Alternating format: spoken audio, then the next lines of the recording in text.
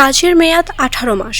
সে কাজ হয়নি প্রায় 5 বছরেও। গাইবান্ধার সাঘাটা উপজেলার ভরতখালী বন্দর উচ্চ বালিকা বিদ্যালয়ের 4 তলা বিশিষ্ট নতুন ভবন নির্মাণে ঘটেছে এমন ঘটনা।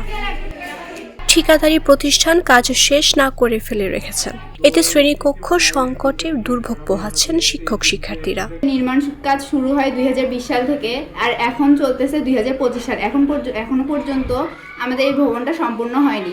2-4 জন মিস্ত্রি দিয়ে করে, আবার দীর্ঘ 2-4 মাস বন্ধ থেকে আবারও আসে। এইভাবে কাজটা আমার ফেলে রাখে। আমার যে পিচ দেয়ালে থেকে গেছে, কিভাবে তাদের কাছে জবাব দিতে করবো আমি ভাষা খুঁজে পাই না।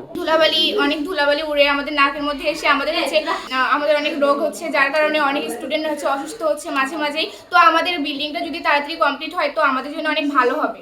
জানা যায় 1967 সালে সাঘাটা উপজেলা ভরতখালী ইউনিয়নের যমুনা নদীর পাড়ে ছোট টিন শেড ঘরে প্রতিষ্ঠা যাত্রা শুরু হয় বিদ্যালয়টির। পরে 1985 সালে এমপিওভুক্ত হলে 1994 সালে একটি একতলা পাকা ভবন নির্মাণ করা হয়। পুরনো ভবনটি জরাজীর্ণ হয়ে পড়ায় নতুন 4 তলা ভবন নির্মাণের উদ্যোগ নেয় শিক্ষা প্রকৌশল অধিদপ্তর।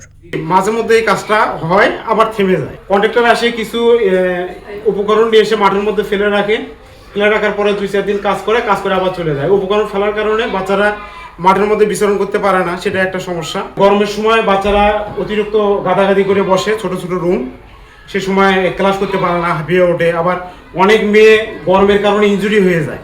তাদেরকে আমরা সময় দিয়েছি এই মাসের মধ্যে কাজটা শুরু করার জন্য। যদি তারা শুরু না করে সেক্ষেত্রে আমরা তাদের বিরুদ্ধে পিপিআর রুলস অনুযায়ী যা ব্যবস্থা নিতে হয় সেটা আমরা নিব। তারপরে আমরা চেষ্টা করছি তাকে কাজটা শুরু করতে বলে আমরা জুনের মধ্যেই কাজটা সমাপ্ত করে প্রতিষ্ঠানকে বুঝিয়ে দিতে পারবো। বিদ্যালয় কর্তৃপক্ষ জানায় নতুন একাডেমির ভবন নির্মাণে 2020-21 অর্থ বছরে দরপত্র আহ্বান করা হয়। 2,38,00,000 টাকা বরাদ্দের এ কাজ পায় পাবনার ঠিকাদার প্রতিষ্ঠান শাওন অ্যান্ড শাইলা ট্রেডার্স।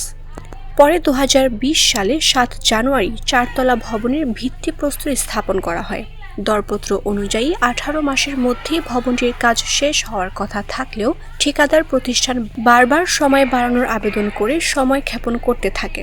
বর্তমানে কাজ বন্ধ।